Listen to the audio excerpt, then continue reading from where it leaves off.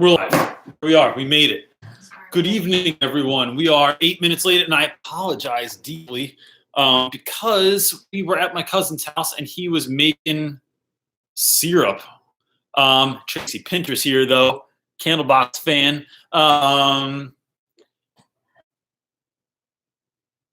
Piano boy. Cat, I thought you were somebody I knew that lives around the corner from me for a moment there. That's why I was looking at the profile picture.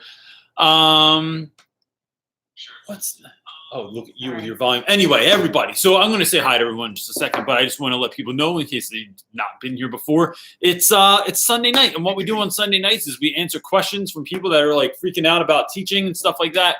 My hair is very flat this evening, but that's the idea. The idea here is, what did I feel like when I first started teaching and was freaking out every Sunday night, and then how could I create something that would allow folks to not just connect and ask questions of me, but like ask questions of all of you, you know, brilliant people out there. Everyone from Richard Royster to Leah Pratt to who's my favorite name on the internet? Shirley Martini, Tracy Pinter, all those good folks. Like, so we meet here every Sunday night. It's like a tradition now. Mm-hmm. So I see all you on there. Winslow teacher, what's up, girl? That was like a year ago that we met. We were out in Colorado. Nahara is on. She's like, yay, finally made it back. Oh, Nahara from China. Made it back to the live stream. And Nahara, I always tell my students about you. I'm like, they're like, where else in the world do people watch from? I'm like, how about China? That's pretty good. Let's see. Tabitha, Chauncey, Saranar? No, Nunez? I think I'm saying that right. Mel, a look inside a blind teenager's life. Is that, so I know we've talked before, but is that does she have a YouTube channel? Let's see. Are you clicking on it? Look at you looking it up. She does have a YouTube channel. Just few. Interesting. Cool. Good for you. Sheena Caldwell. That sounds like a name of someone I knew like when I was younger or something like that. Stephanie Henry. I see Jerry on there. The Harrison family vlogs. Everybody's on here. All right, here's the deal. So a couple of things. If you have questions, go ahead and ask them, put that stuff out there. And remember, I'm not the only person answering these. So like people in the comments will answer your questions as well. And that just kind of gives you, like, sometimes I don't know everything, right? Like sometimes people ask me stuff about like first grade or something like that, or some reading program I never heard of. And that's cool, right? Like I'm not the be all end all. What we're doing is creating the space for people to ask questions. If you are around coming up, man, I have speaking stuff all March. So if anyone's in Austin, Texas, I'm going to be at South by Southwest speaking there in March, middle of March, right?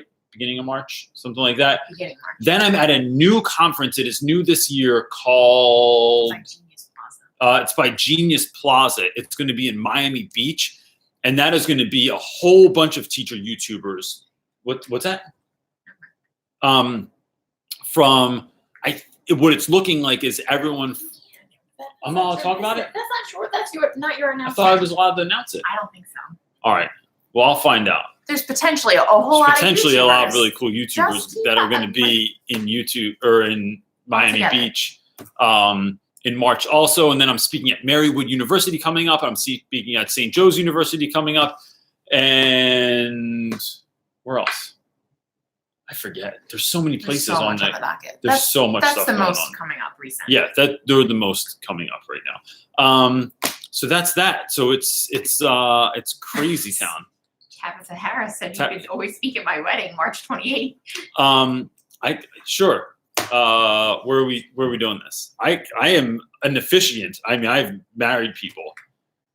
Two different couples. One didn't make it, and one I hope they do, because otherwise I'm betting 1,000. No one's gonna. I'm gonna Sheena Caldwell is the Miami event. Only Miami. That's my neck of the woods. Yes, it's in Miami Beach at the Lowe's Hotel, like right there on the beach. and it looks all bougie and nice. So, but so there's a really good opportunity for people to go to that conference. It will be all about social media. Yeah. And so if you're in the area and you want to go to it, I believe we'll get more details, but I want to say, I think it's free. Yes. Like all you have to do is get yourself to Miami. Yes. What about hotels? I think I want to say that stuff's. Look for the Miami event. I think it's going to be. So do this for me if you're interested. Right? I don't even know. I'll know more next week. I literally just had this phone call with the company, but what it looks like is a bunch of YouTube teachers that you all love, like your favorites, are all going to be there. Then once that happens, there's going to be spots open for people to sign up. And I think there's like scholarships where you could essentially go for free. So if you think that sounds like something you'd want to do, just shoot me an email at realrapwith_the_Reynolds, because it's from the old channel, realrapwith_the_Reynolds@gmail.com, and hit me up or shoot me a DM or a Facebook message or something. And I will get you the information and let you know what that looks like. So if you're somewhere in that area, or you know someone that's in that area that you think would benefit from it, it sounds like it's going to be super fun. And that's the idea behind it too, is to have like a conference, but have a conference that's fun. So let me know if you're down with that, and I can send you the info and we'll hook it up. Was that better? Mm-hmm. Thanks, buddy. Mm-hmm. All right. You got any questions on there? Piano Boy says, have you been to Gettysburg? I did. I spoke at, I don't know if it was Gettysburg High School, but it was a high school in Gettysburg for a conference called Ed Camp like a couple of months ago. And then I was up I spoke last week at Hershey Hotel, which is like right across the street from Hershey Park in Hershey, Pennsylvania, at the Pete and C conference last week, which was fun because that was work all day, drive 2 hours to a conference, speak, drive 2 hours home. And then I saw the run. Oh, I didn't run yet today either. I still got to do that too. All right. So first question tonight is a look inside of a blind teenager's life, rather. What advice would you give me? I'm a 12th grader and I'm blind and I want to be a special ed preschool teacher. I say go teach. Look, I think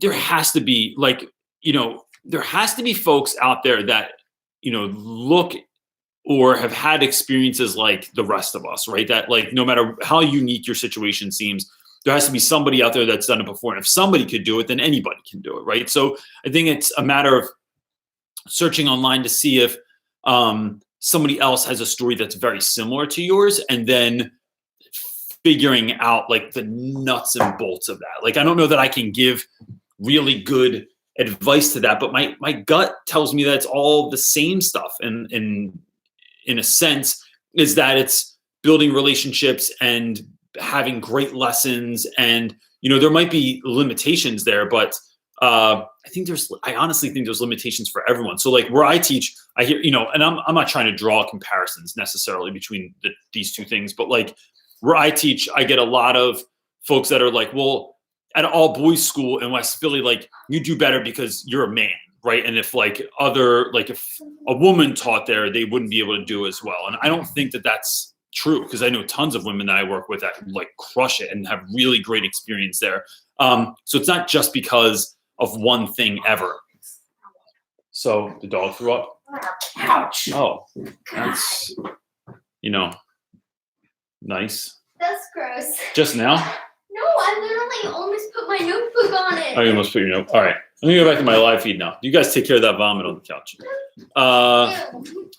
And I just got Malik Schrouder is saying, hey, Reynolds or anyone else, I graduate college this year and hopefully start teaching in August. Any tips for a first-time teacher? I'm super nervous and I'm super excited to start. Yeah, just be super excited to start. You're going to be nervous, and I don't think there's anything you can do to kind of like get over that. It's just the nature of the beast. But just, I think knowing that part of that is like part of the good stuff is just like knowing, yeah, I'm going to be nervous, like, and I can't get over it. So not looking for something that's going to get you over that, I think. And then just trying to have fun. Like I think, it's not like make the room you always wanted, make the lessons you always wanted, make the connections you always wanted. Like, don't wait to be the teacher you always wanted. I think that's like my number one piece of advice to people. And then start planning now, like start connecting with those teachers now, email people in the school now, see like what their gig is. Like as soon as you get a job for anyone, it's like trying to connect with those teachers because they're going to be what sets you at like buoyancy neutral when things kind of get crazy. There's a lot of sneaking around going on behind me this evening. Yeah. So let's look because my wife left. Nayara for music says Nayara is from China. I know I mention that every time, but I'm just amazed that somebody that lives all the way in China is watching this.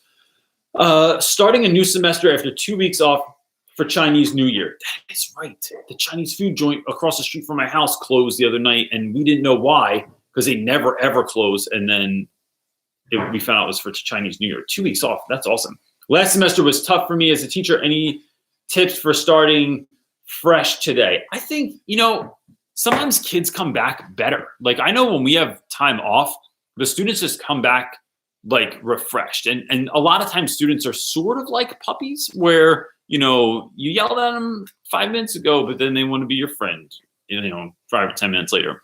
So I think one of my new things like that I start doing at this point in the year is I literally reverse engineer my year. So I literally write down everything I hope to accomplish, what I want my year to look like, who I want to have come in, what kind of like as a speaker, where I want to go on trips, what books I want to make sure we read, what things have we not gotten through so far this year, but I want to make sure that we get through them, what needs to be reinforced that we haven't grasped since the beginning of the year. And then it's just like coming up with that map and then reverse engineering it. Like, how am I going to hit all these things? Where do they come into play? And that allows you, I think, to finish the year strong because really, I mean, in the US anyway, my school year is done the end of May, and then we just have finals in June. But that's like 5 minutes from now. Like it's so short that you really have to plan it out and have it really well planned out to make sure you're hitting all those milestones that you want to hit. And so that I think that's the one difficult part about having as much autonomy as I have is that like you could do anything, go anywhere, and sometimes too many choices is too much, and it's not easy to do kind of that way. Let's see. What's up, Unicorns Rock? Chauncey Allison is saying, I'm studying music education. It seems that master's degrees are almost a necessity. Thoughts? So I think that depends on where you want to teach. In Philadelphia, they are not a necessity yet, but I know from what I understand, like places like up in Boston, so in Massachusetts, they're necessary. I think it depends on your state. And a lot of times it depends on the school, right? So like they want to see that they have like super educated folks coming in, which is funny because you spend all that money on education and then you don't make it back when you start getting paid. So because I think like in Jersey, it was like a $2,000 pay increase a year if you had your master's degree. So never got that situation. But yeah, so I think that it just depends on where you want to teach also. Tabitha Harris, you could always speak at my wedding, March 28th. Just let me know where it is. We'll make it happen. Let's see. Oh, Lynchfield, Illinois. Where's Lynchfield, Illinois? You're really doing a lot. Now you're walking by with vomit in it. It's not bucket. vomit, it's just cleaning. Okay, just saying hello. Just a minute. Sorry, it's taking me a minute because my wife's cleaning up throw.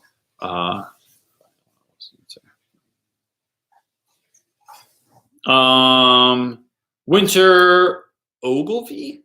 Dude, if I just got that name right, bam.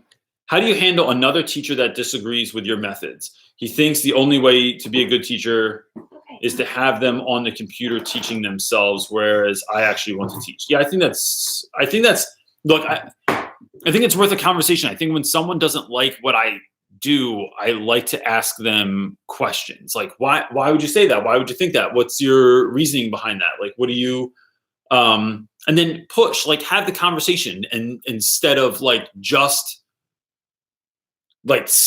standing your ground and being open to the fact that like, maybe some of what they're saying is true. Like maybe you're not right. And being open to that too. Cause I think when we're open to that, You still might think the way that you think at the end, but then you're willing to hear somebody else out. And that creates a space in a school. It creates a culture of dialogue where people are sharing ideas and not being afraid to talk with one another. And then just being prepared to say, like, this is what I've seen in my classroom, like why I like doing what I'm doing, because I want them to have that interactive piece. And between those things, I think it's a both end. I think there's a middle ground there. I don't think it's one or the other in the classroom. I think very few things in the classroom are just binary. I think that there's a combination of things that need to happen in the classroom to reach all the different types of students that we have. So I would just keep having the conversation. Did you do that one? This one right here? No. Kristen Ivanova. That really wasn't that difficult. I made that sound like it was going to be way harder. Hey, I interviewed for a high school SS position, social studies position, that was abruptly opened this month at another school. I'm losing my mind. I'm waiting to hear back. So my question is, how do you tell if a school likes you? So Kristen, I always do this. I have personalized thank you cards, but you can just go to like any store and buy thank you cards. And then I hand write a thank you card to the individuals that were a part of my interview process. So and I do this anytime I speak anywhere, anyone I meet. So if I go to an event and I get business cards from people, I literally hand write, 20 or 30 handwritten cards back to every single individual I met. And this is why. It breaks through the noise. When all these people interview and then all of them send thank you emails, that just clogs up everyone's email box. They're not even reading that stuff. But to get a card in the mail that someone actually wrote with an actual pen is like something that used to be the standard. But now that it's not, it creates that white space for you to kind of break through and make your mark and someone to go, oh yeah, that's really nice that they thought to do this. So that's what I would do. I send a card and then see what they have and then say something like, hey, thanks so much for having me. I really appreciated it. Maybe call out something that they said in the meeting. And then I look forward to hearing back from you all because, I'd love the position or whatever it is. But I think the handwritten card is the way to go. Jerry, Chris? How would you? I don't know. I'm doing all right. Sorry, dude. Jerry is saying, what types of changes have you seen in student behavior and attitudes as it relates to the gamer generation? For example, millennials and Gen Z, how is gaming shaping learners in the classroom? So look, my homie, Michael Matera, wrote a book on the gamification of education. And he teaches through games all the time. Like that's his jam. And so I'd say that book is one that I would, say is the move right there. I think here's my thoughts on that is that if you find that, look, there's a million ways to teach every different thing that we teach, but I think if we teach through the lens of what the students are currently interested in, I think kids are always changing in that sense. I don't think kids are always changing in terms of and I know you didn't ask this, but somebody left this. I saw it on a website the other night where people were sort of bashing kids of today. They're more entitled or they're more this or they're more that. And I think every old generation looks at every young generation and says the same thing. It's just like when my sophomores come back every year and they look at the freshmen and they go, yo, we were never like, these dudes are out of pocket. We were never like this. I'm thinking, bro, you were exactly the same way. I think that there's more similarities than there are differences over the years. So I think that if you find your students are, a part of that gamer generation, I don't use gamification in my classroom very much. It's just not my style, but I do teach through, Fortnite,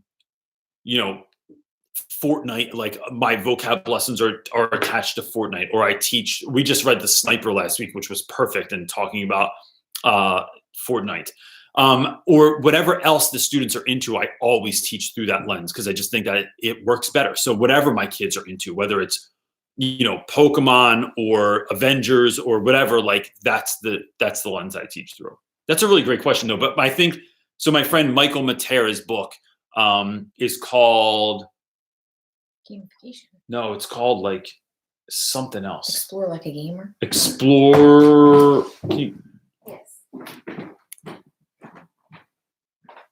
Is it over there? Keep going. All right. My bad. So I'm going to show you what that book looks like in a second. Audra Smith said, just went to a conference with Bettina Love yesterday. Have you heard of her? She's amazing. I've never heard of her, but I'll look it up. I'll write it down. Bettina Love.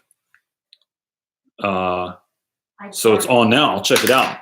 And then my buddy, the Year of Winslow, is saying, I'm looking into changing schools this year. I've only taught high school history, but I am looking at both middle school and high school. How do I make myself look good even when I haven't taught middle school?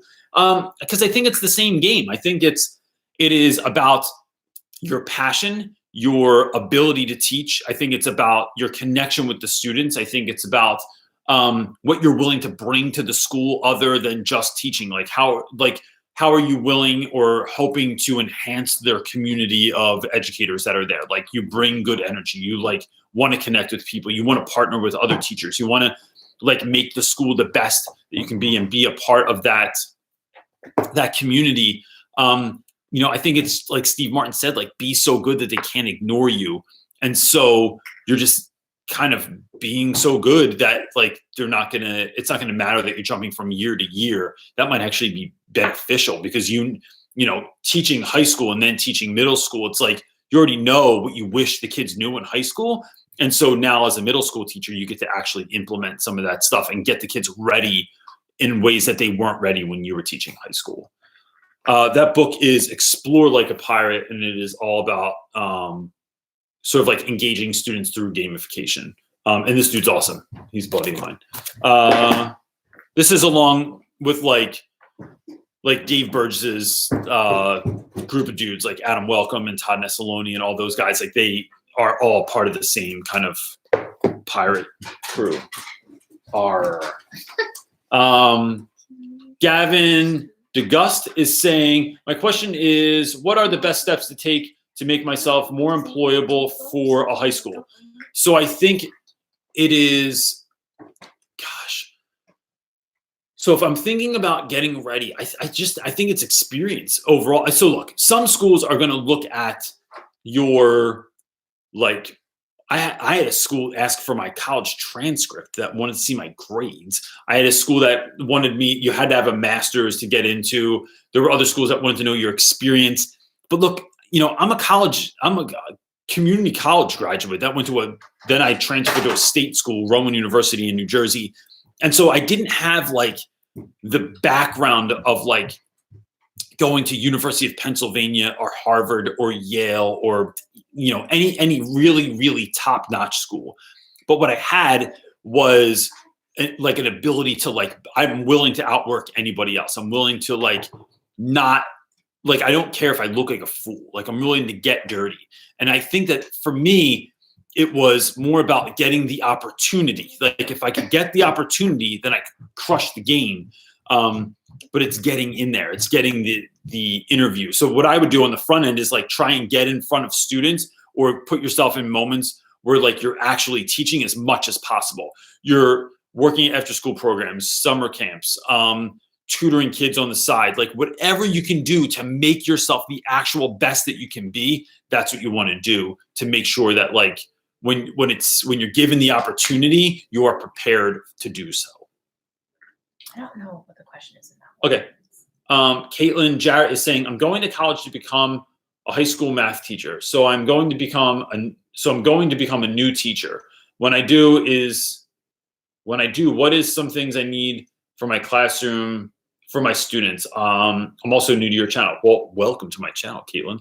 I would say, it's really going to depend on what kind of kids you're teaching, right? So like I teach 2 classes a day of students that read sort of below. They have something going on, more so than like my other classes, meaning some kids have really bad ADHD. Some kids have processing like issues. Some kids have like, what's it called when you get mad real quick? Oh, defiance. what is it called? Defiance disorder? Yeah, Something along those lines, right?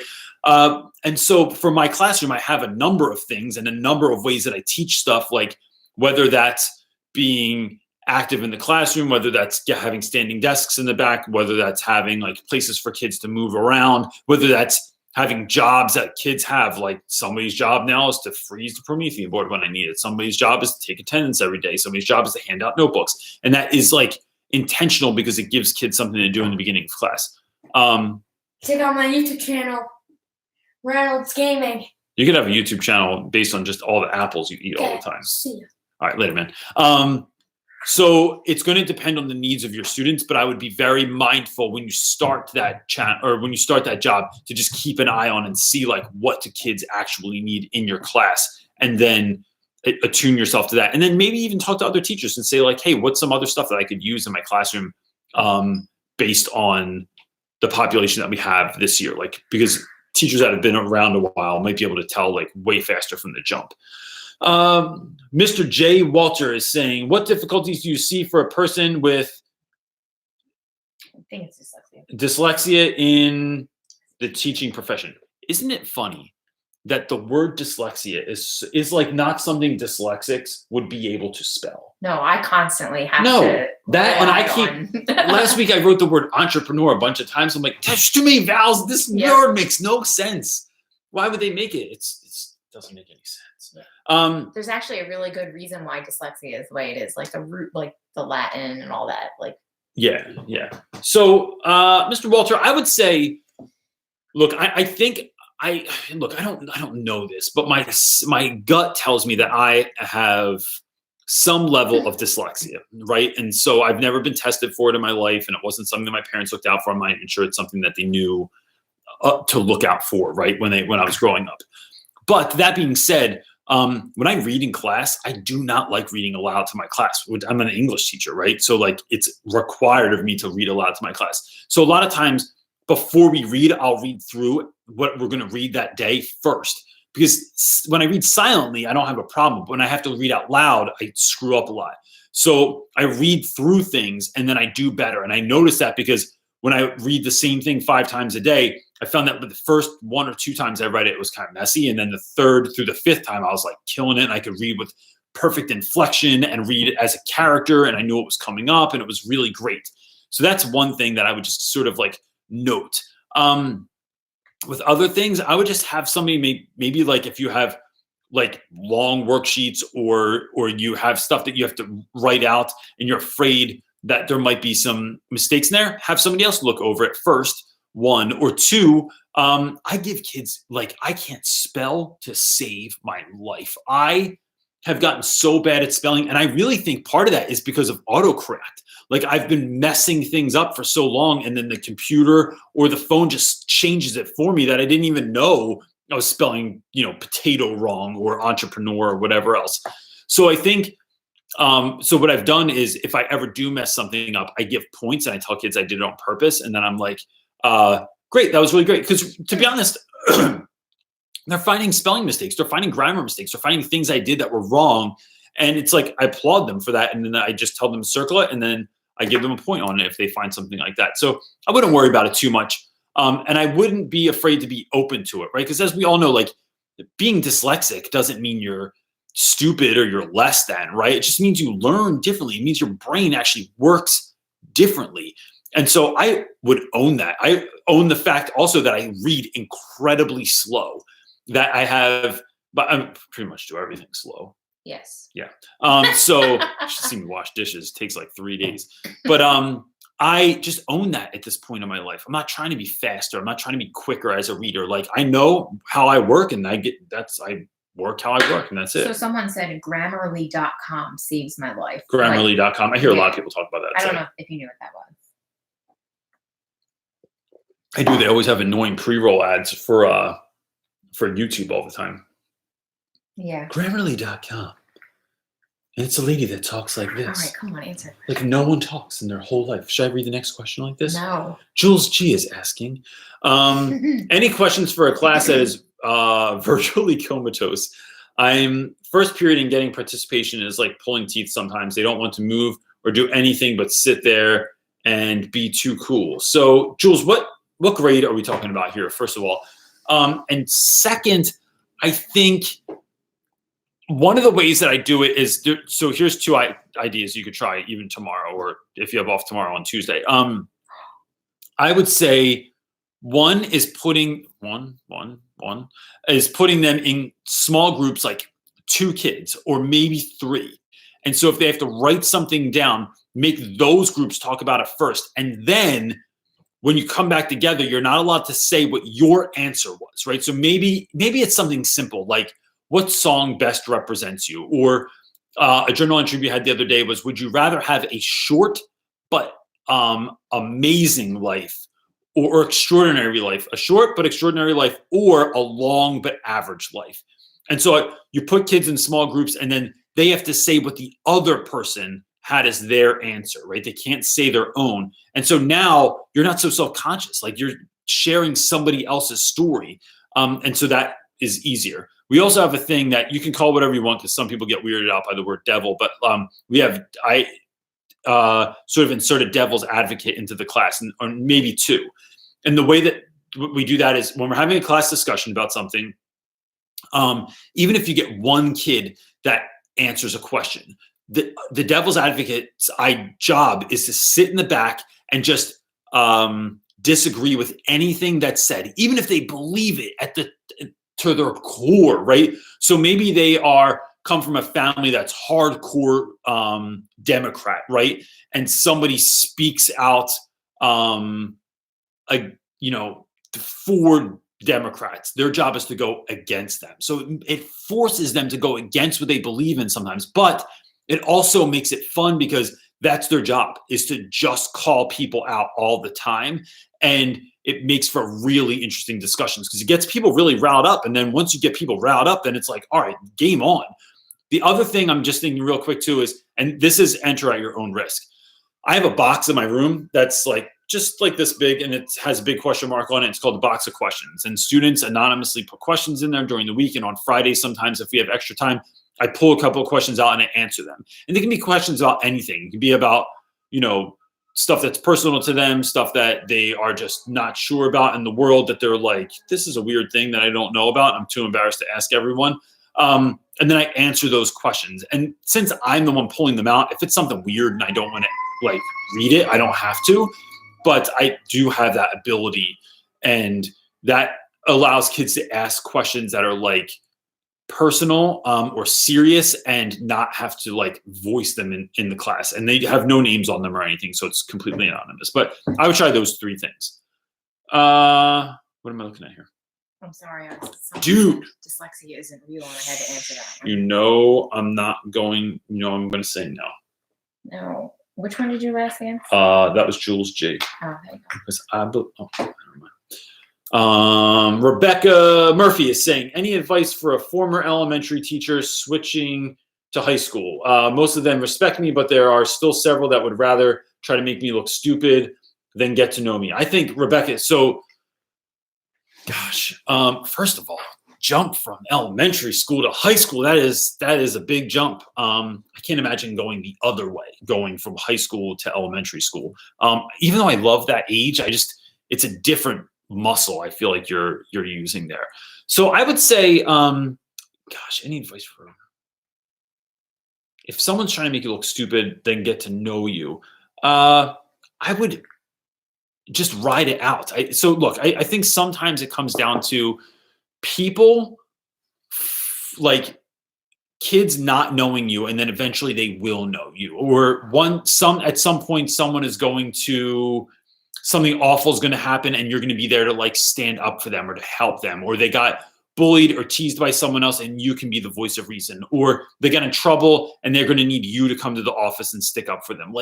That opportunity, you have to just look for for certain students. And then sometimes you're just not going to win everyone over. Sometimes you're going to get kids that are just not going to, you're not their person, right? You're not going to win them over. And I think our job then is to just really focus on the kids that are open to what we're doing and are open to the opportunities and open to sort of care that we want to provide for them, or that we're capable of providing for them. And then the other students, I can't make you like me, right? You could go to other teachers that they get down with, try and find out what their story is, because sometimes, it's like you just don't know what's going on in their life. Maybe they got along with the teacher that was there before you. Maybe there's something going on at home. Maybe there's something there that you can really kind of help out with, or would at least give you a bit more empathy for students that, like, when you find out that, like, dad's in jail or mom died or parents are going through a divorce or whatever it is, like, it gives you that little bit of grace for kids when those sorts of things are going on. What you got there, buddy? Oh gosh, that came out of nowhere. Maybe it came out of me waiting for a long time. Shush. For a question. Lydia Barter is asking, hey Reynolds, I start my social studies, I think that's social or student SS teacher training. Oh, SS teacher training. Okay. In September in England. I'm so excited. I've been told it's quite intense. What's your top tips for getting the most out of getting the most from this training? I think one is sitting in on other teachers' classes. I think always sitting in on other teachers' classes is the move, because you get to see sometimes like what students are like in other classes. So if they're talking a lot, if they are participating a lot, if they're great students, if they need extra attention, like you get to sit back and sort of survey the situation and see who's who. I love doing this in my school, where I'll sit in the back and just see like kids that I teach normally, and like, are they a pain for everyone? Or like, are they particularly good in this class? And why are they doing that when they're a pain in my class? I'm sorry. I don't think I've ever yawned during the live feed, but that happened twice already tonight. I think the other thing is trying to get involved outside of the classroom. Can you be a part of, I don't know, the volleyball team, the production team, the drama club? Like, what can you just not necessarily lead, but like just be a part of? Because when you see kids outside of class, you definitely get a fuller like understanding of who they are. And then being visible, I think, is the other thing. Greeting kids at the door, saying goodbye when they leave, hanging out during lunch, talking to kids in the hallways or getting ready in the morning, like just saying what's up to dudes, letting the unseen kid feel seen is going to really, really help you to come off as someone that cares and not someone that just like walks down the hallway on their way to whatever they're doing, but you're just like, shaking hands and kissing babies as you're walking around, are like my top ones that I would go to. Ricardo de Luna is saying, hey, Mr. Reynolds, greetings from Mexico. Oh, right. I love Mexico. I want to go there one day. I work in a Catholic private school, and I'm the only one who tries so bad for students to like me. Students don't learn from people they don't like. Correct. So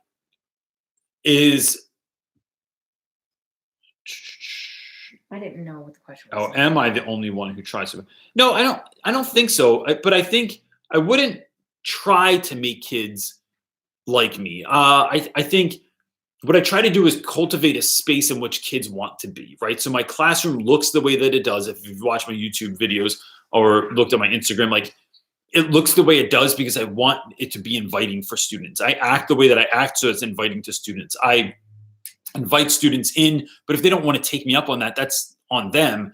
But so many times when students start hanging out, so I had a kid come in the other day, right? Let me give you this example. Student comes in and there was a problem earlier in the week. He came in to apologize and to shake my hand. And I told him I would not shake his hand. I said, first you have to sit down and have a conversation with me, because I think you think you're just going to shake my hand and then we're going to move on with life. And then that's just not how it's going to go down. So what I want to do instead of that is I heard his story. I asked him questions. And the whole time I was talking to him, this is during lunch in my room, he kept looking around because there were dudes like not too far away from him. And when I noticed him doing this enough times, I said, look, here's what you need to know is that literally everyone in this room, all 25 kids, have had an interaction like this that I'm having with you right now. Like every single one of them has had a hard talk. We've had to talk about something that they were doing, something that was wrong, something that they did inappropriately. And then we had real Rap with Reynolds. And now they're all in here. I'm like, none of these dudes ever hung out before this, but this is the safe space. So you having this conversation with me isn't something they're particularly interested in or they're listening into what we're saying, because they've been in your shoes also, right? And now they will know you in the hallway and they will act accordingly. Like they'll say what's up or ask how someone's doing or check in on them because they know that it's someone that we're kind of like pulling into the flock of children. So I think it is creating space so when kids come in, they are actually seeing it and not just hearing from you like how great it is. And then just start slowly. Like you don't have to win everybody over, but if you get 1 or 2 kids and then that snowballs over time, and then next year, they come back and you get 1 or 2 more kids or 5 more kids. And then before you know it, you have too many kids in your classroom all the time and you just want to go home at the end of the day. That's how it rolls out. I need coffee.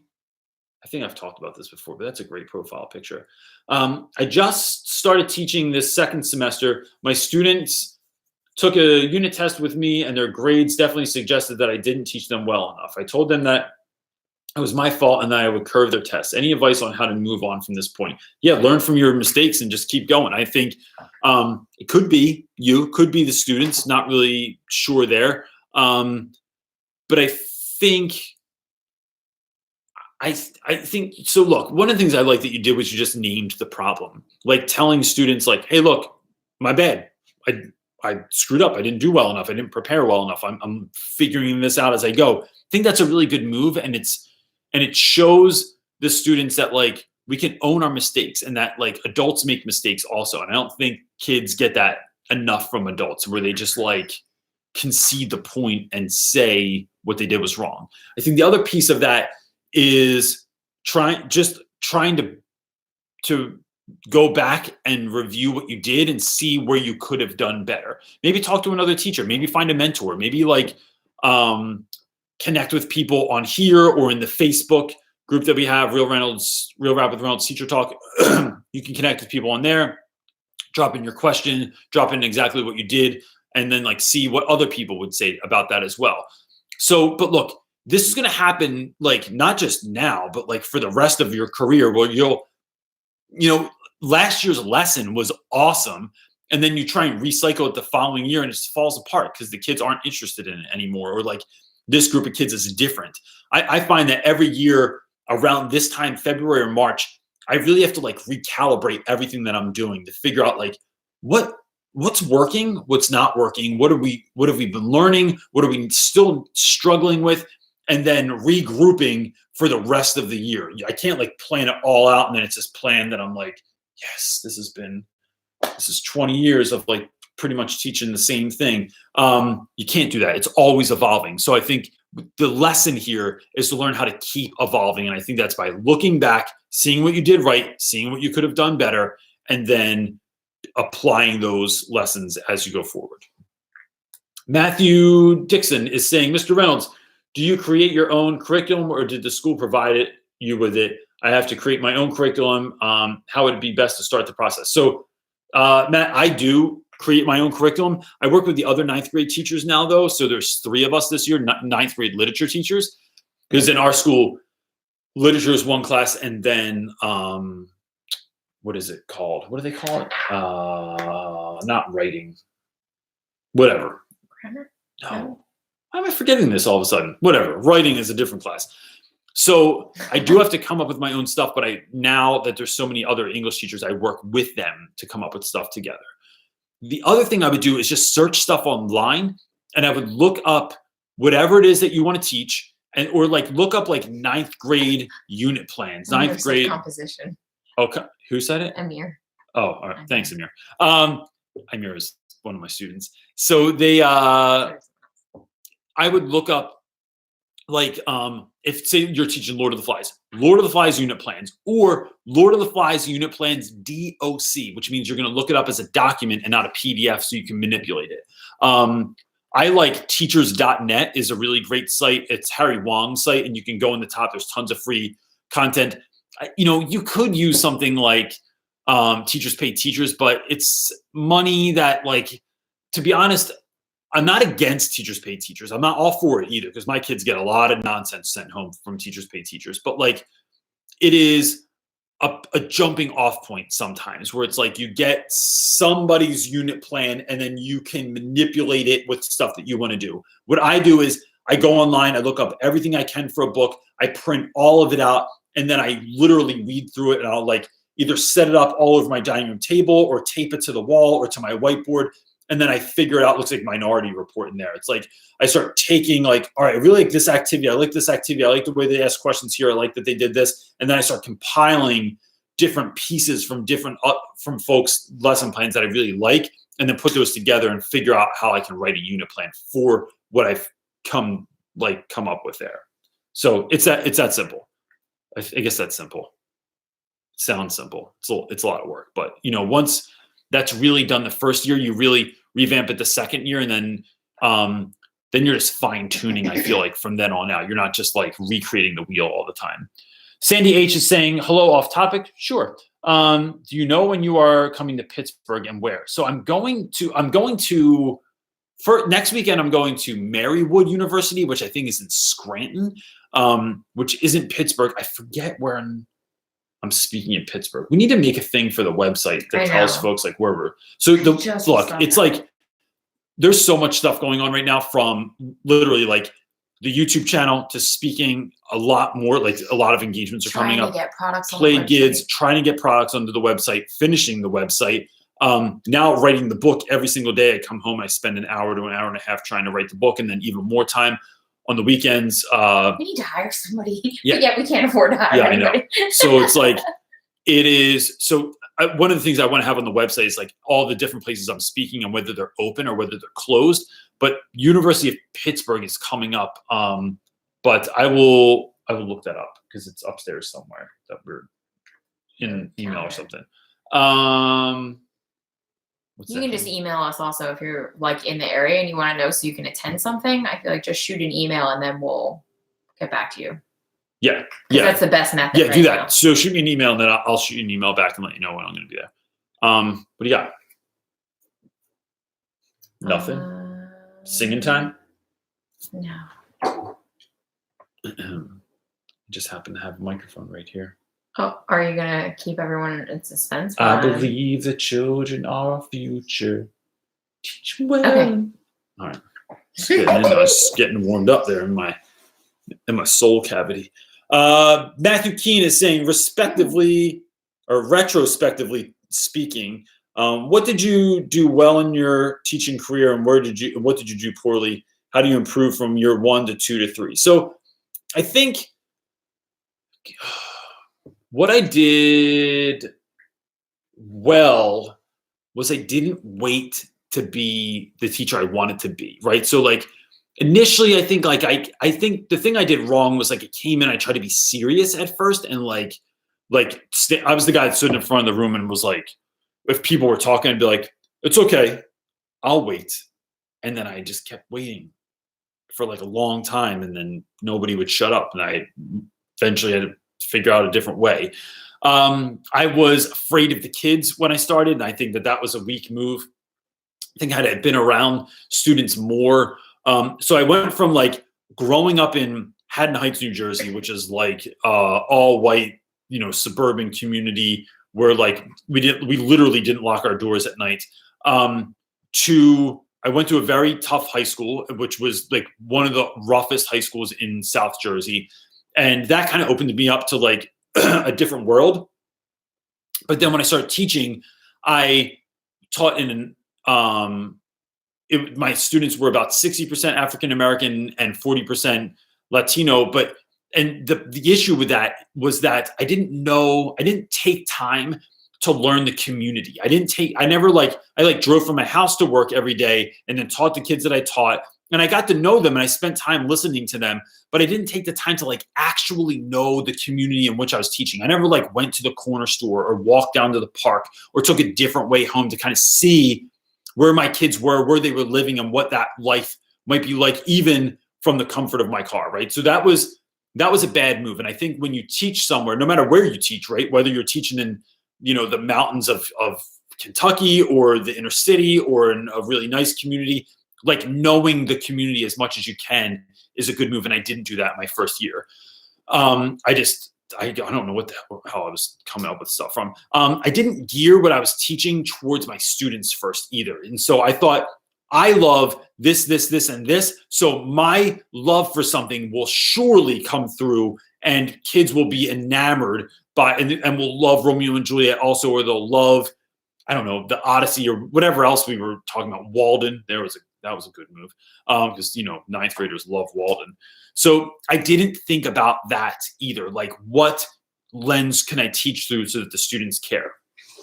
But what I think I did right was, like, I did try to make lessons that were engaging. So, like, when I made my first year, I made a lesson about Martin Luther King's "I Have a Dream" speech, and we were talking, it was for Black History Month, and we were going to talk about persuasive essays and how that was a really great example of persuasive essays. But then I remember, like, I was so stoked. I spent like a long weekend working on this. And then I came into school on Monday and it totally bombed. Like, kids hated it. And I was like, what the frig? Like, I just spent so much time coming up with this. And I just remember going home and I was like, I cannot do this. I'm not made for this job.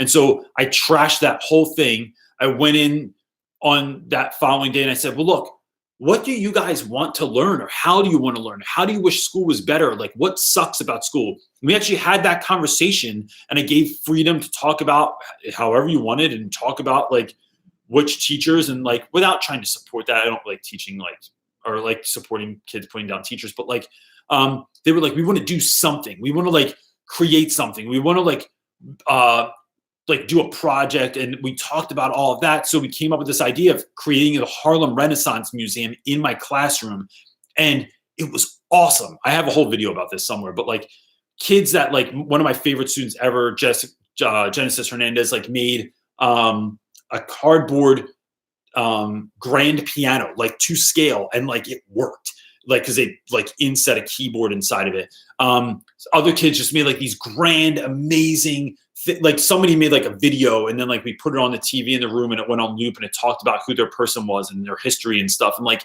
we added all these interesting components. So, like, there was a writing component and a visual component and a speaking component, but it was, like, through the lens of something that, or through the lens of, like, actually something the kids wanted to learn about, but then also in a way that they wanted to learn. And that just really, really helped. And so I think that that was something I did right. That was a long answer, but I don't think anyone ever asked me that before. I kind of feel like we already answered that. Let's see. Kimberly Wahlberg is saying, what is the next conference that you'll be going to? I speak next weekend. Well, yeah, but I can't. Yeah, so we go, this week's so great. Have off tomorrow. We go to VaynerMedia, meet with Gary Vaynerchuk and his people again. So if you've not seen this dude before, looking up Gary V on YouTube is awesome. We go meet with him on Friday, and then Saturday morning, I'm going to Marywood University, which I believe is in Scranton, PA. It's about 2 hours away from where I live. And that's a whole day. I think it's like a 9 to 3 gig or something like that I'm speaking at. But your biggest conference that you'll be at South by Southwest. South by Southwest is the biggest conference I'll be at, and that is huge. That's in Austin, Texas. In Austin, Texas, and then ISTE is the next, like, super huge. Like, those are like the super big conferences. But ISTE's in Philly this year, which I'm stoked about. My buddy, speaking of teacher conferences, the Diary of a Mad Black Teacher is saying, hi, missed you all. I have a job interview coming up. Any tips for someone who hasn't interviewed in years? I'm quite nervous. Yeah, like, that's a great question. So I think one is learning about the school in which you're going to interview for, right? So, like, look them up, read their website, find out, like, is their basketball team doing really well? Is their football team doing really well?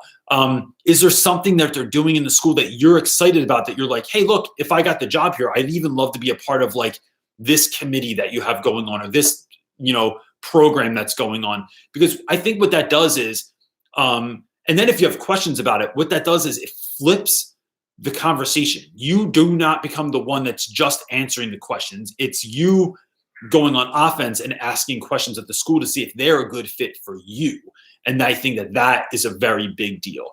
And then I think, gosh, I mean, there's so much that kind of goes into that. But I find that when I'm in interviews with people, folks that don't fake it, that like that if I ask them a question about something in particular, like, I'm not really sure about that. Like, could you tell me a little bit more? Maybe I know it as a different term, or maybe I know it as a different by a different definition. Like, can you explain that thing to me real quick?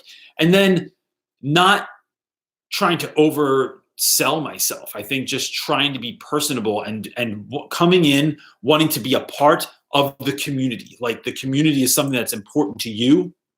And you want to bring all that you've learned from the last 20 some years of teaching into this place, that's kind of how I would bring it. So look, I hope that you have a great time too. And that's like a great interview and stuff like that. And like, so let me know also, like, shoot me a email or something. I'd love to know like how the interview went and all that stuff too. Steph 108 is saying, I'm struggling to get, what? Okay.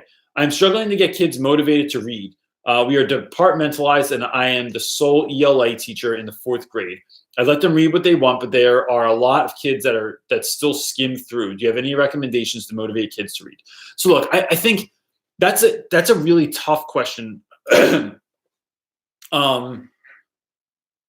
I deal with all the time. It's constantly trying to reconfigure like how I'm going to do this. So one of the ways I do it is I come in every week and I either have the book or I have a slide of the book, and I'll be like, all right, this is the book that I'm reading right now. And the reason I'm reading this book is because of this reason. And there was a really great part in it the other day that I want to read to you real quick. Or when we have silent, sustained reading time, I let the kids sit or lay wherever they want. You can go anywhere you want. You have 5 minutes or less to like grab your book and get a space in the room. And then it's like freeze tag. Like, everyone's frozen. You're not allowed to move anywhere else unless I tell you to. When that happens, I find that students are more comfortable. They are more apt to read. And my friend Colby Sharp talks about this all the time. I think the other thing is, when we're done reading, I do one of two things. I will either ask them a question about their book, like, hey, did anyone have anything awesome that happened in their book today, or something surprising that happened in their book today, or something that they really love that happened in their book today? And then kids will share what they kind of read. And a lot of times that builds interest for whatever book they're reading. So like, if they're reading Ready Player One or After the Shot Drops or whatever book they're reading, and they share a part of that, it makes kids interested in that book. Or the other thing I do is I read from the book that I'm reading. So right now I'm reading a book called You Can't Hurt Me by David Goggins, which is like a super badass book. And in the book, I like, once I'm reading it, I make a little notation and I'll read like 3 paragraphs to students and I'll say, hey, look, before we're done, I just want to share this like really awesome part from my book, and then talk about it.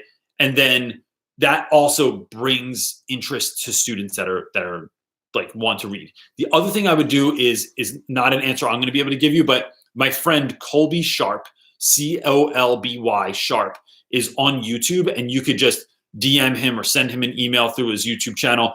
He is a reading expert. Like, this guy friggin' loves books. You can just look him up, send him a message, and I'm sure he'll have 10 different pieces of advice for you to like on what to do. So just tell him that I sent you over there, and I don't know how that benefits you, but you know, just be cool. So yeah, that's who I would hit Colby Sharp up. Amir Williams, my student, is asking, my dad isn't too happy about me wanting to be a teacher. He wants me to be a doctor or something for the money.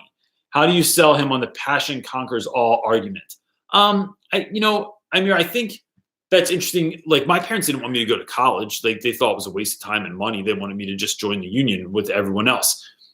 I think it's a time game. I think, it's also a fact of like remembering that like you're a really smart kid. Like, you could go on and do anything you want. I think your dad probably knows that. I think your dad probably also. He said his dad tells him that he's not achieving his full like potential by being a teacher. Okay, and so I think the tricky part with that is remembering that what your dad's doing is out of love and is out of like wanting his child to be safe, right? Like, we all want for our kids. Like, every parent wants their kids to have better than what they had, to be able to do better than they've done. And that's really where your dad's coming out of. Like, he doesn't want you to have to like worry about money or worry, and which is a real worry for like teachers. Like,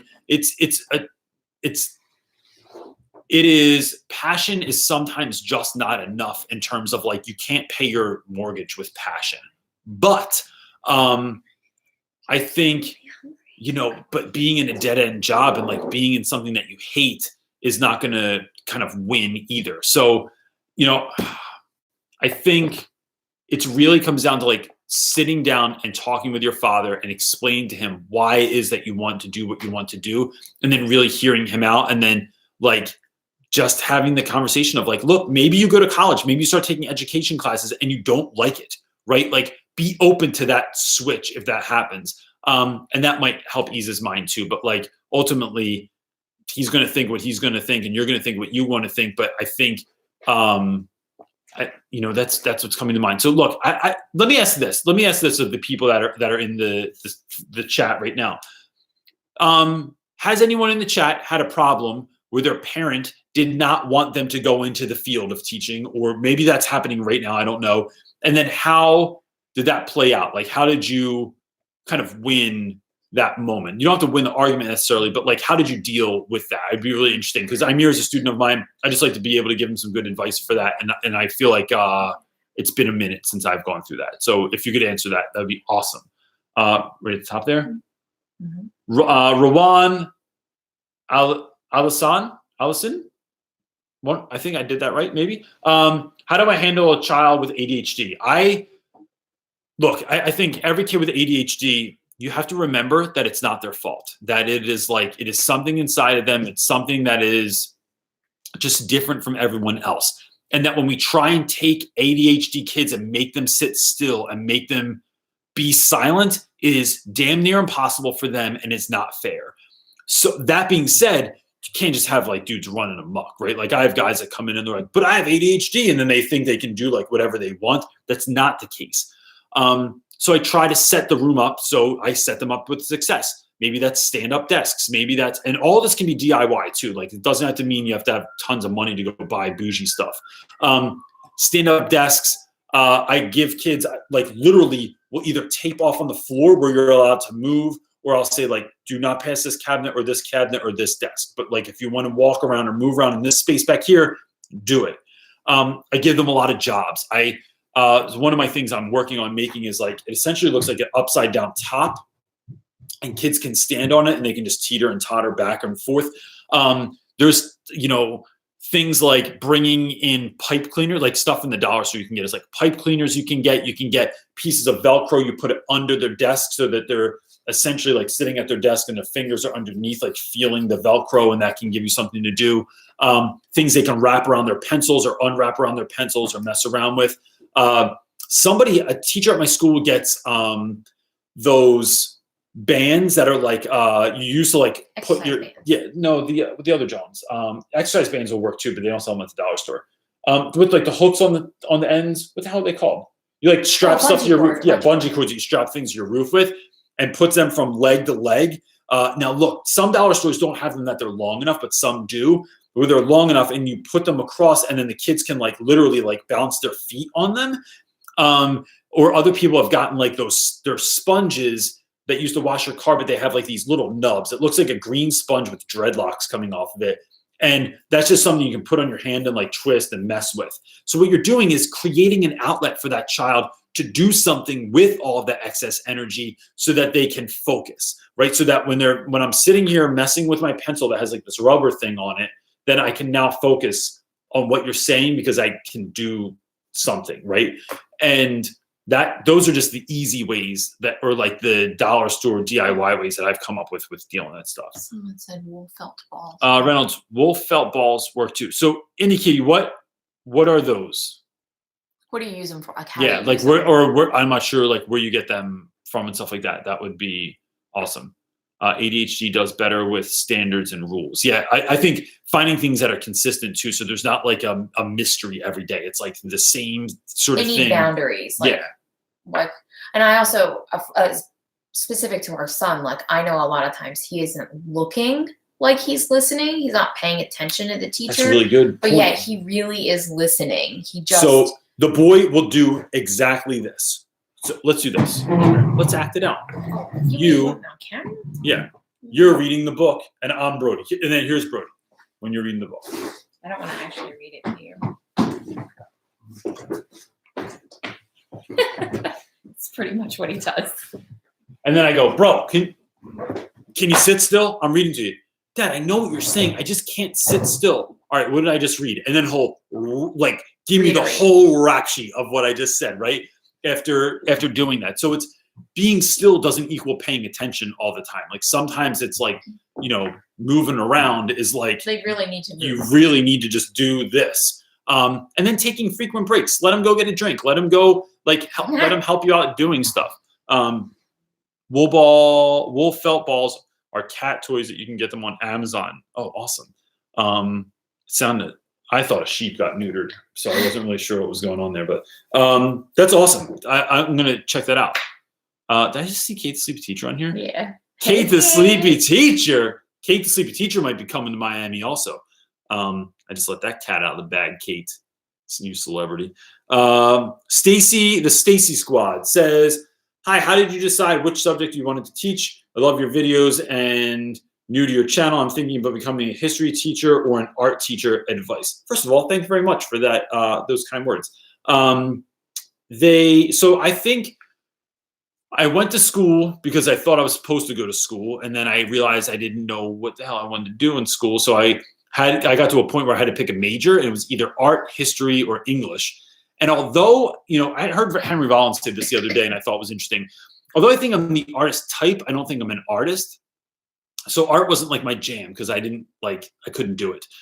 So I picked English. And so I went to school to teach English because I liked the idea of literature is a great launching off point for 100 different things, right? So to talk about real ideas, to talk about real world stuff that even though Fahrenheit 451 was written so long ago, it is still completely relevant today. Lord of the Flies, completely relevant today. The Odyssey was written thousands of years ago, but the hero's journey is still exactly the same today as it's ever been. And we're all on our own hero's journey. So that is why I liked that, was because I had learned all those lessons and I loved literature for that reason. I also think that reading is the most important thing that you can learn in school is reading and writing. I think that you could totally destroy your life, but if you can read and write, you can reinvent yourself when you're ready to.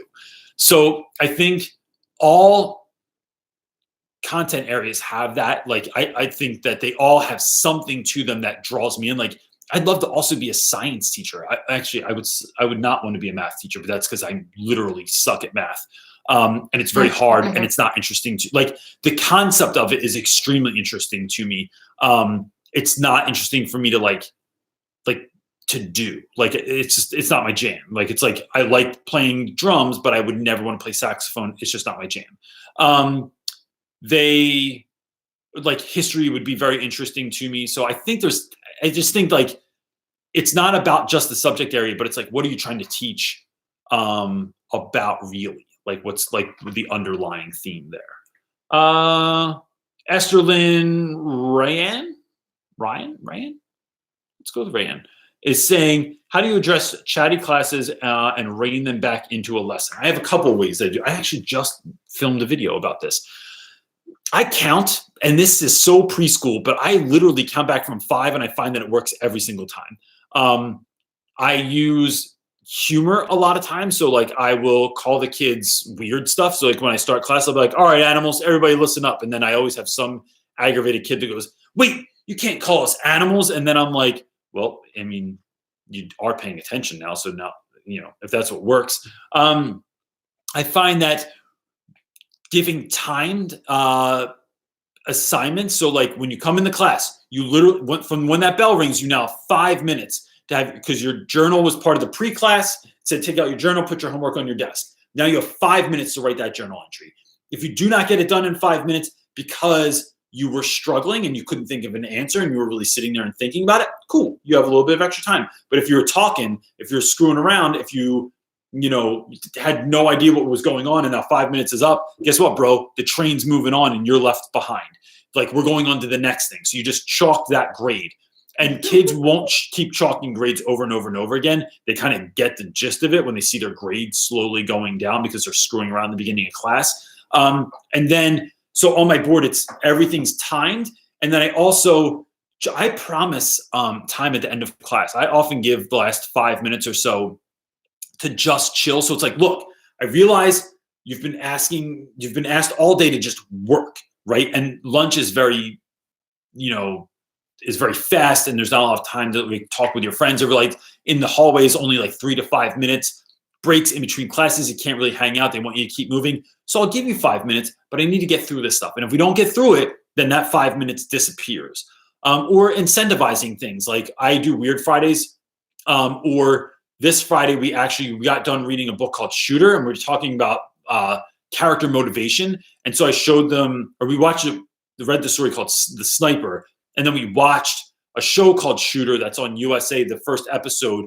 And I said, look, we could read another story to talk about motivation, character motivation, but it's a Friday and you did a really good job this week. So like, how about we watch this show, which is an hour long, which is a show that everyone loves, the first episode, because it's really good. And then that's like the incentive that I built into it. So I think that works too. And then I have 100 other weird incentives like cereal day. And this year we're going to have top ramen day, because that's a lot cheaper. And it smells delicious. And yeah, who doesn't like powder that tastes like shrimp? Wasn't that Nahara's suggestion? Yeah, she did that too. Kim H is saying, I am contemplating leaving my school at the end of the year. I'm torn because there are aspects I enjoy, but I don't know if there are enough to keep me there, and vice. So Kim, I think, look, I get this question a lot from people, and I think that just not every school is worth staying at. Sometimes it's just not the right fit, and sometimes the schools are just not worth being at. Like my first school that I was at, I didn't realize how bad it was until I left and went to a new school. And it wasn't just the grass is greener kind of a thing. It was like actual, like having a principal that backed me no matter what. Having an assistant principal that backed me. Having an assistant principal or a dean that I could text because I was having a problem with a student in class, and they actually came to my class like post haste to help me take care of the situation. That was a really big deal. Having autonomy in the classroom was a really big deal. So, and I didn't have any of that at my first school. Like it was a shit show at best. But there were aspects, there were people I liked, there were definitely things about it that I loved, and I saw all the potential there. But then there was stuff about it that just like that I did not like the admin I didn't like, the kind of showrunners I didn't like, there was things I didn't like. So look, I think one of my favorite examples is my friend Michelle, who runs a channel called Pocketful of Primary. Michelle was at a school. It was not a good fit for her for a number of reasons. She was not sure she wanted to teach anymore. She left and went to a different school, and she loves it now. For the past couple of years, she's been there, and she really, really loves it. And it was just that the school before wasn't a good fit for her. So I think, sometimes it's like a bad relationship, right? And you need to get out to be able to, like, I don't know, find what you're truly capable of. Audra Smith is saying, knees deep in a career change. Nice. Knees deep in a career change. What do you think are the benefits of becoming a teacher after having another career, besides the obvious of having another skill set? I think that having life skills, right? So, Audra, I would say, so I didn't start teaching until I was 27. And at that time, that felt huge. Like I was 5 years behind everybody else that had already started teaching when they were 22. I felt like such a newbie, and it was weird for me. But then I realized that I've been traveled around the world. Like I've gone to Africa, everyone from Africa to Puerto Rico to Jamaica, to driven across the country by myself, and had all these adventures and all this cool stuff happen. So actually lived life. I'm not talking about, what I was able to be relevant because I had been out in the world. It wasn't just theory. I think oftentimes when people start teaching when they're 22, they just don't have enough life experience sometimes. And especially if you want to be a 22-year-old senior high school teacher, and it's like these kids are like 4 years removed from you. Like you would end up at the same parties. That is difficult. So I think that you're bringing all that experience with you and all that wisdom with you, and knowing how to juggle work-life balance and to do all these adult things you already have down to some extent, right? And so bringing that with you is a really great thing. I think the only downfall I ever see from folks that go into teaching that were out in the world is they sort of they have an idea of what they think teaching is going to look like. And then when it doesn't look like that, they're like well, shit, this probably wasn't a good move. It's like, no, it's just like, you have to figure out like what that school's like. Like kids aren't just sitting there waiting for you to show up till they have like a good teacher one day. And I think organizations like Teach for America sell people that idea sometimes. Or like TFA like shows videos about like kids like waiting, like poor Black children in the hood waiting for someone to show up and please teach them. And it's not the case all the time. Like they could give a shit if you show up. You got to sell them on why this is actually important. And then, you know, then you can make the jump. After you build a relationship, then comes the trust, then comes them allowing you to help them feel confident about stuff, and then being able to teach whatever they want to teach. The Pipe Father is saying, would you do anything different while starting YouTube? I'm a career tech instructor, and why to start a channel for our niche group? We are masters of our trade and answering the calling. So I would say no. So look, I think the way to start YouTube, and I'm not great at this all the time because I do overthink stuff, but like it's just about putting out content that for me was that I wish I knew about. Like my content comes from, you know, now it comes from a different place. It comes from like reading comments and getting emails from people and going on other people's websites or blog posts and looking at questions there. Literally when I'm looking for ideas, sometimes I go through all of these sort of these comments on the side here, and I'm looking for those folks' questions, and then I make a video out of that. But initially it was me just sort of scratching my own itch of if I made a video for past me, what would you do? Lose it? Yes. All right. So for past me, then that's how I'm kind of making it. And then don't make it too precious. Like don't get hung up on like, look at most teacher YouTubers, and this is not a diss. It's just a comparison, right? To say that there's two different ways to do this. I really like my editing. I really like creating those intros, creating something engaging to watch it. But I'm drawn to that sort of visual, and it's fun for me to make those edits. Other teachers don't. They just start a video. Hey, everybody, welcome back to my channel. Here's what I'm talking about today. And then that's a 60-minute video. Like someone like my friend Bridget on the Letter Classroom will make these hour-long videos that people watch the whole thing. And it's her talking, and there are very few edits in there, right? And that's her jam, and people like that. So it's like your idea of what you think people are going to like isn't always what they're going to like. You have to sort of play to the market. And then the market, as Gary Vaynerchuk always says, is they get to decide what's good and what's worthy. So just make stuff, put it out there, and then see what works, and then, you know, adjust from there. Megan Spear saying, hey, Reynolds, I know you said this before, that you will order any books for students that students will read. How do you fund that? So Megan, okay. If there's something real interesting, you can just screenshot that and then we can talk about it later. So the school, we don't have a library. Initially, the school's idea was to have a library. They then got rid of that. It was supposed to be my little tiny room that I have, which everyone always thinks my room is gigantic, but it's really not that big. It just looks big on camera. And because I shoot it like from a corner, and so you see this whole big swath of room that looks enormous. So instead of that, we get a set amount of money every year. It's like $500 to order any books that we want. And so initially it was $1,000 we got. So like over 2 years of getting $1,000 to just order books for students, that money was there.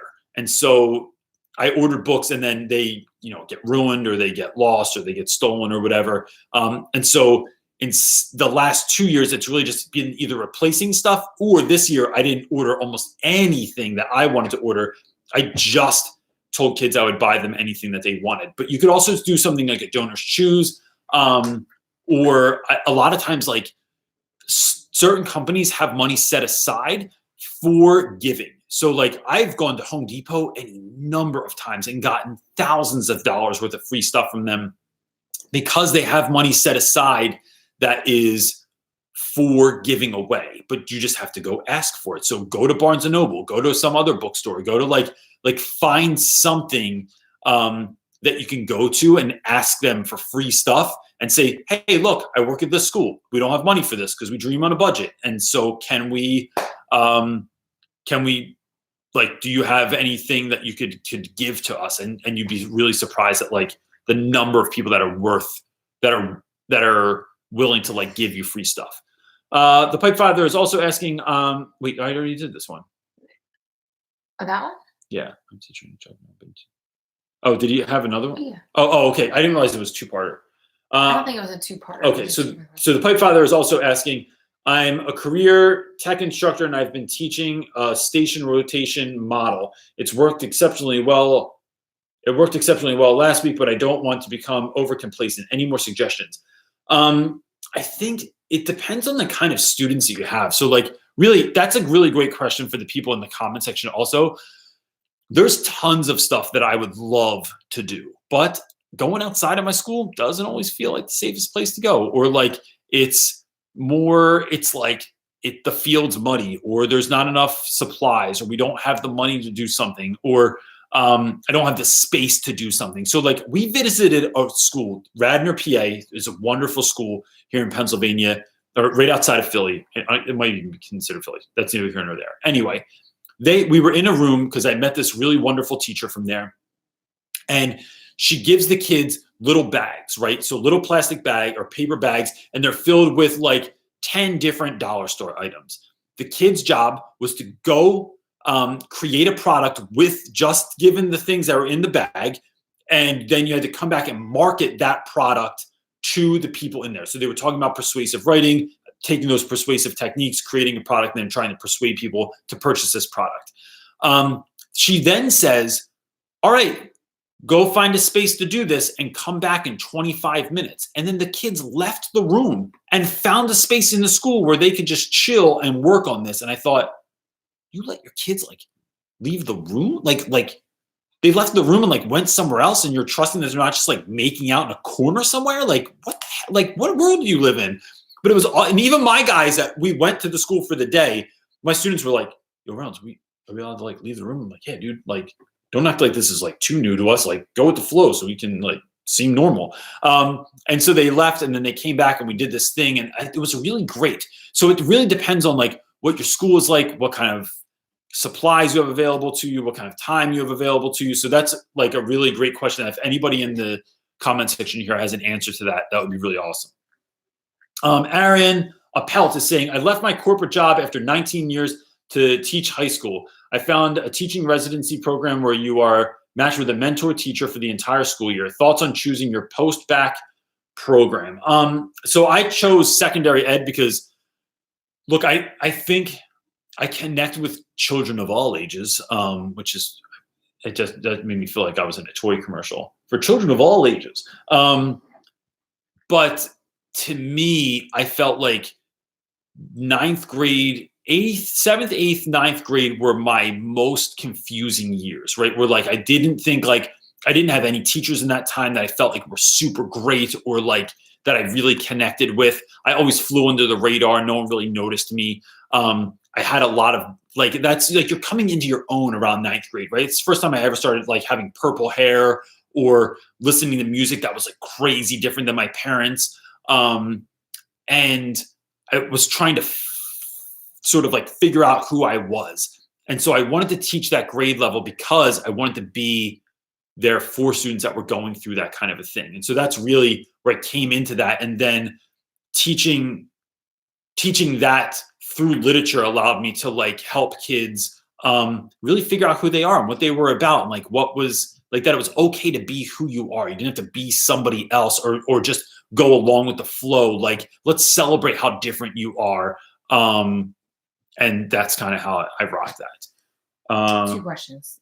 This one, and then we'll do Got it. more. Kristen Schnell is saying, have you heard of Penny Kittle? If so, what are your thoughts on book clubs versus whole class novels? I've never heard of that before. So I think it's a great idea, book clubs versus whole class novels. I don't have students that read on level a lot of times. I don't have kids that read very well all the time. I don't have motivated readers. I don't have kids that want to learn how to read or want to read in general.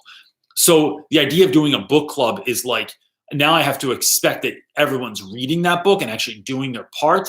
And if they're not, they're like actually holding other folks back is my is what I'm thinking intuitively, but I'm not really sure. But if I had a class of like honors or AP kids, or just a group of like some kind of like freak period a day of kids that loved reading, then that would be different. I could totally at least see doing that as like some sort of extra credit where you're running like an after school program for kids that are doing that, because I think that reading something you want, doing it in a small group and acting that out together is the game changer, because now you're just having conversations like adults do, and it's not so prescriptive. Like, read this, answer these questions, the regular old crap. It's like something more fun, but you have to find that right group of students, I think, to be able to do that with. Last question my wife is saying is Ashley Smith. Ashley, that's a very interesting way that you spell your name like that. Very cool. I'm a new pre-K teacher. I'm finding it hard to reach necessary levels of energy and creativity that are needed at all of the time. You're a very creative, energetic teacher. How do you maintain it? So I think it is a mix that I'm not the same way every day. Gosh, I don't know how. I don't know. How the hell do I do that? Wait, what was the question? How do you stay like energetic and creative all the time? It's Well, I think you have a large bag of creativity and tricks that you've just compiled over the years. Yeah. And I don't think that you're positive all the time. I think you're just like any other human. Not positive, just energetic. Even when I'm angry, I'm energetic. I guess you just know that you put on the show. It's a show. Yeah. It just feels like, to be honest, Ashley, I think it's Sometimes like it's genuine and sometimes it's doing not. theater is what I would think, right? Or like being in a band. Like you go out and you put on the show. Like the show must go on every single day. But I do, like, you're right. I do have like a bag of tricks of things. Like I have the jokes that I know are going to work every single year. There's the stories I know that are going to crush every single year. There's the activities that I know are going to crush every year. And then once you know those, you don't have to do it every single day all the time. Like that's time. That's like, how do I make this sound not weird? I don't know. Because I don't know why I'm thinking about it. I'm thinking if you like someone, right, you like making out with them, but you won't want to make out every single day all the time, right? It's interspersed. And then there's other times for just regular stuff, like watching TV together or like washing dishes. And then sometimes you make out, but like doesn't have to be every single day all the time, right? I get, but that's a weird metaphor to make when you're talking about school. I think the bottom line there is like, you sprinkle enough of that in so that the kids have a really great sense of that. But you don't have to be on 11 all the time. Let the kids be on 11. Let them take the stage. Like hand over the microphone sometimes to let the kids kind of like create that space. You're just creating the safe, wonderful space for everyone to be creative, for everyone to be excited. And then you literally start living, like as Rob Dyrdek would say, you start living in the energy. Your classroom creates an energy in which students enter in, they feel safe, they feel like they can be themselves, they feel like they can talk out loud, they feel like they can make mistakes and fail, even on the pre-K level, right? And then when that's happening, I am not the generator of all the creativity and energy all the time. I'm living off the energy of the students sometimes too. And then it becomes this sort of like synergistic thing instead of like you being the powerhouse. Okay, can you answer this one? I can answer this one. What you got? My heart, like when they. It's President's Day tomorrow. Oh, okay. Miss whatever. And that's her follow-up. Miss Remedy? Mm-hmm. Miss Remedy, number afterwards. Mm-hmm. How do I deal with disrespect and attitudes? Middle schoolers. I hear you. In the first year teacher who came in the middle of the year, I took a place of a highly energized, charismatic, strict teacher. Bam! That's a recipe for disaster. She says, and I'm completely different. I feel like I'm completely drowning due to the situation. All right, so look, I think Miss Remedy, I think one, yeah, you grind it out until the end of the year, and I think you try. But here's the thing: if they already don't like you, or if they're giving you crap already, you can just try a whole bunch of different stuff and see what works and see what doesn't work, and then make a record. Literally, write those things down: what worked, what didn't work, and then try it again next year. It's almost like if you're going to get into a fight and get your ass kicked, you go in and you try as much stuff as you can, and then you see, like, maybe later, all right, my roundhouse really worked, but like my jab was really weak, and so I have to figure out how to do that.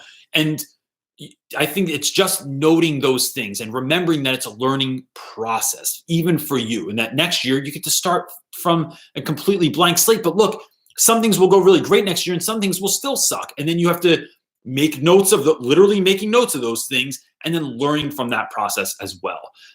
I think not trying to be that other teacher, like letting those kids know, like, look, I'm not that other teacher, but you need to know that more than anything, I want to be here. Like, I care about being here. Like, I'm here for a reason.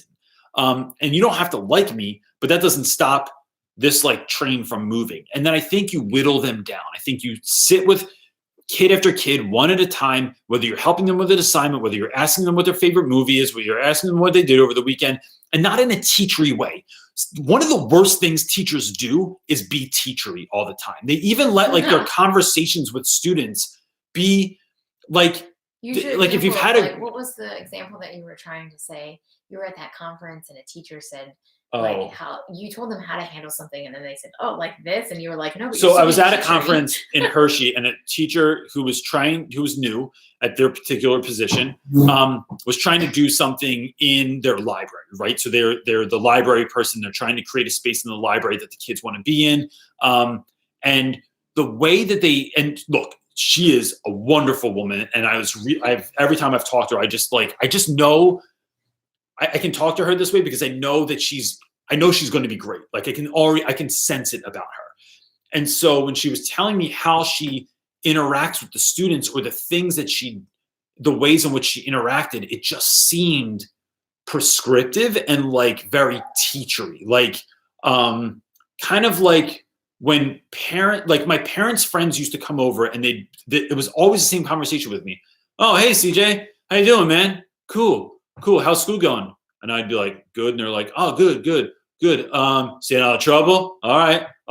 What about, playing sports this year?" "Yeah, I'm playing drums." "Ah, no sports this year? Oh man. All right, cool. Well, look, man, good luck. Are your parents around?" Then they would go talk to my parents for the rest of the night. No one ever came in and was like, gave me like, it would have been even better if someone threw me in a headlock and gave me a noogie. If someone came in and was like, did anyone like if they knew what TV show I liked and they were like, asked about Alf when I was a kid, or Fraggle Rock, or Scooby-Doo, or like Nintendo, or like if someone knew about Metroid or Contra when I was a kid, and they were like, "Yo, I'm on Contra. Let me just ask you this real quick before I go hang out with your parents.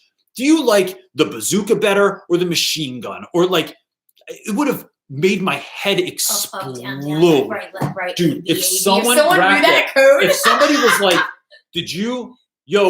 CJ, I listened to the new Tribe Called Quest album, and I really think this song's trash, but like this song is the jam. It would have made my head explode because it was like someone took the time to know what I'm interested in to get to know me. And I think that is the game changer all the time, is getting to know what your students like and then talking to them like they're actual real people, and that what they are interested in actually matters to you and not just the other way around. I think that's how you win every time. And then just be yourself and just try to have fun. And you'll see that will work over time.